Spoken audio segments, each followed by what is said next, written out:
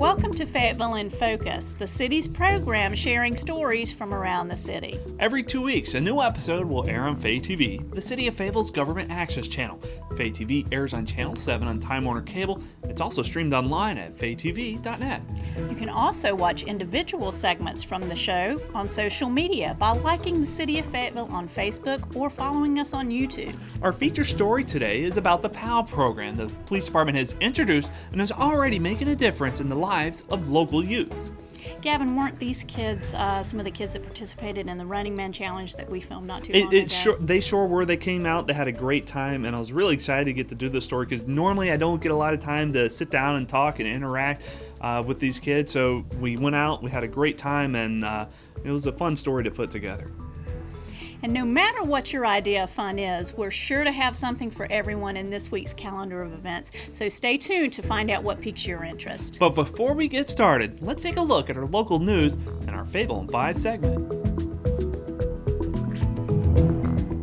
The Cape Fear River Trail is about to get a little bit longer. The city of Fayetteville has been awarded a $125,000 grant from the state of North Carolina for the Cape Fear River Trail project. This funding is in addition to the $161,000 grant that the Fayetteville Cumberland Parks and Recreation Department was awarded from the NCDOT for the leg of trail to connect the linear park to the Cape Fear River Trail. In total, the NCDOT has funded more than $2.3 million for the Cape Fear River Trail. The 10-foot wide paved trail currently runs 5.3 miles, starting at the Jordan Soccer Park before ending at the Hoffer Water Plant. The most recent addition to the Cape Fear River Trail, the Moses Mathis Trailhead, opened in December of 2014. The Cape Fear River Trail is open year-round from 8 a.m. to dusk. Nice trail. On Tuesday, August 2nd, neighborhoods from around Fable joined other communities from around the country in celebrating the 33rd Annual National Night Out, America's Night Against Crime. It's a night when residents come together to take a stand against crime, show solidarity, and let criminals know that neighborhoods are fighting back. It's a yearly event that focuses on strengthening neighborhood bonds and building partnerships between police departments and the community. Community watch groups and neighborhood organizations participating in the celebration by having various activities for the community, such as meet and greets, cookouts, block parties, and ice cream socials. Members of the Fable Police Department joined in the event and met with residents. Residents who couldn't make it to an event were still invited to participate by turning on their porch light and taking a moment to interact with their neighbors. If you haven't been to Fable after 5 this summer, you're missing out. The folks over at the Fable Dogwood Festival organize the monthly concerts over the summer starting in May. The free concerts are held every fourth Friday at Festival Park. Gates open at 5:30 with the performances starting around 7. Fable After 5 is scheduled for the same day as Fourth Friday on Hay Street, which is organized by the Arts Council. And it's not too late to catch the final Fable After 5 for the season on August 26, when multi-platinum 90s rock band Firehouse will be headlining the concert. The Fable Center for Economic Empowerment and Development held its first of a series of 3 classes to help local companies do business with the city. The classes are geared to help companies looking for an opportunity to contract with the City of Fayetteville and the Fayetteville Public Works Commission. The Fayetteville City Council has made working with local businesses a priority, and the classes help to make the process smoother for business owners. Small businesses are normally a one-man band, and they don't have a purchasing agent, and sometimes they are the janitor and the payroll clerk and the person with the core competency. So this is really helpful for people to kind of connect the dots. It's not just direct sales, it's actually looking for the opportunities and then connecting all those dots and helping them through that entire process. Training is held at the Seed Center located at 230 Hay Street. If you didn't attend the first class, you can still attend the next 2 classes, which will be held on August 11th and September 21st. For more information, call 910-323-3377 or visit their website at wbcfay.org. If you need one-on-one help, feel free to click on their client button on their website. Since its release in early July of 2016, the augmented reality mobile game Pokemon Go has taken the city of Fable by storm. Players are roaming the city trying to catch them all. Developers, in their infinite wisdom, placed Pokestops and gyms at fire stations and police substations. The Fayetteville Fire and Emergency Management Department would like to offer a few safety tips to ensure that your hunting experience is safe and pleasurable. As seen behind me, a lot of the city's facilities, including fire stations and police departments, are stops along your Pokemon Go route. We would like you to be cognizant of where you park your car. Take behind us, for instance. There's a vehicle parked on the apron with a fire truck trying to exit. Always be mindful where you park and leave us plenty of room to respond to any emergency as needed. When visiting these locations, please remember to not park in front of the bays or emergency vehicle parking areas, as this will interfere and slow down our ability to respond to an emergency within a timely manner. There are designated parking areas for the public at these locations, so please use them. This also goes for parking in fire lanes or in front of fire hydrants. It's illegal under any circumstance. And finally, use your mobile device safely. Always be aware of your surroundings when walking around and never use your device while driving. If you don't, you might find yourself in a local hospital instead of your desired Pokestop.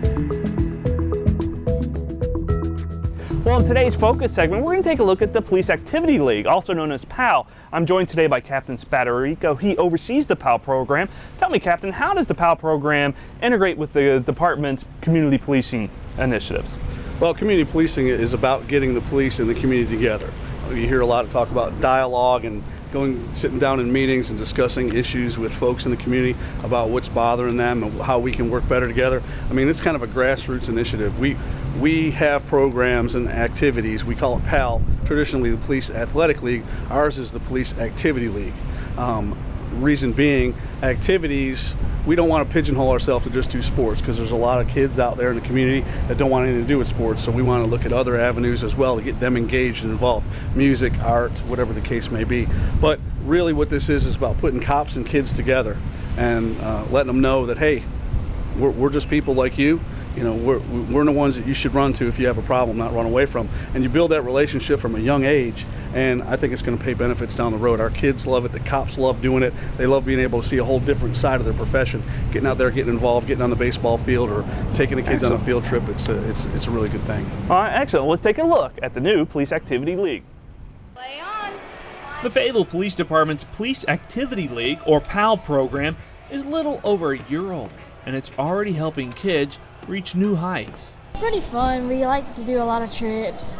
The counselors are pretty good. I like it. If I would stay in it.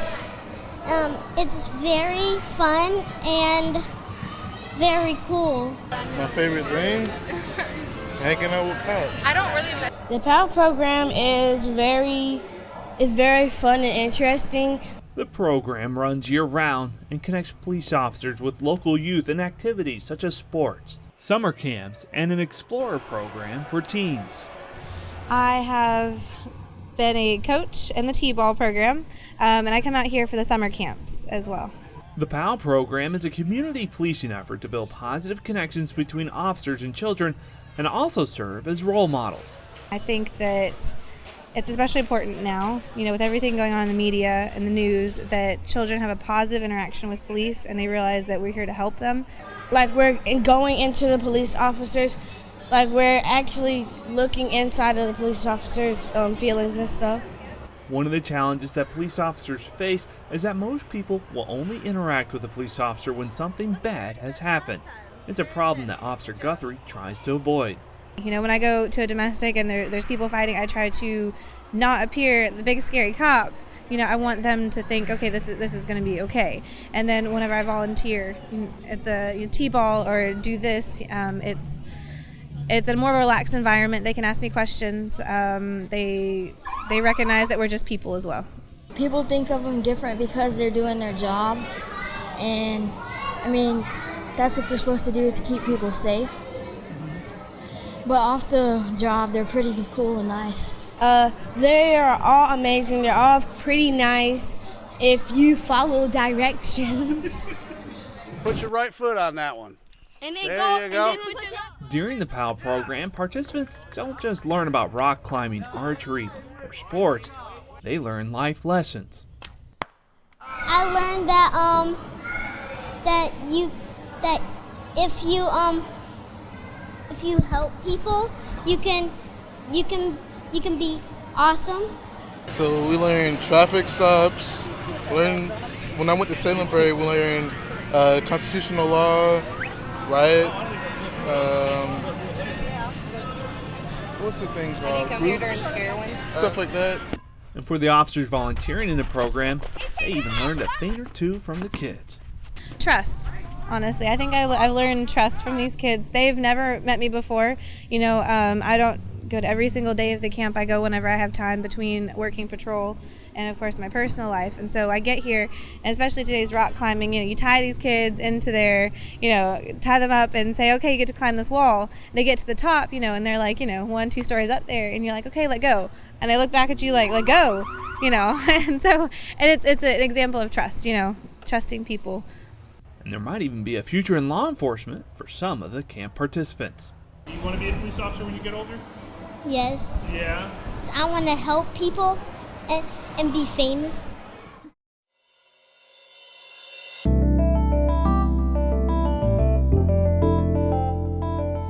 Active duty and retired paratroopers, along with friends and family, are invited to come down for the National Airborne Day on Saturday, August 13th.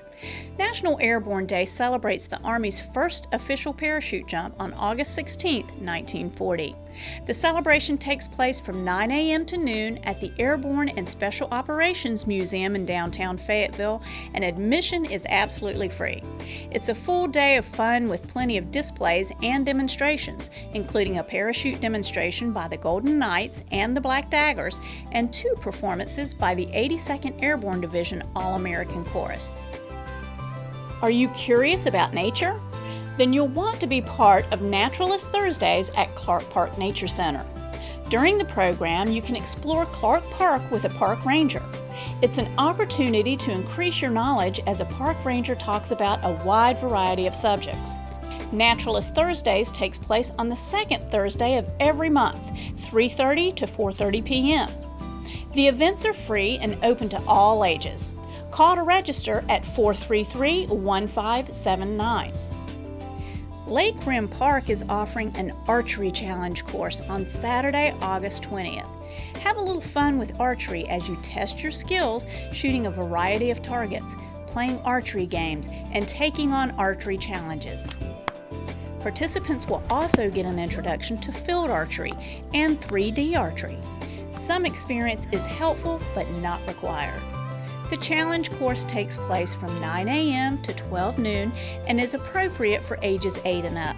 Cost is only $5. Space is limited, so you need to register early. For more information, contact Lake Rim Park at 910-433-1018. For a list of all programs and activities offered by Fayetteville Cumberland Parks and Recreation, visit their website at fcpr.us. City services are now at your fingertips with the new Fay-Fix-It app. Whether it's reporting a pothole or a code violation, you report it, we fix it. Visit fayfixit.com for more information. This will wrap up this episode of Fable in Focus. We hope you've enjoyed this episode. If you'd like to watch this or any other Fay TV program, visit us on the web at faytv.net. So remember, like us on Facebook, subscribe to us on YouTube, and keep watching our live stream on our website or on Time Warner Cable, Channel 7.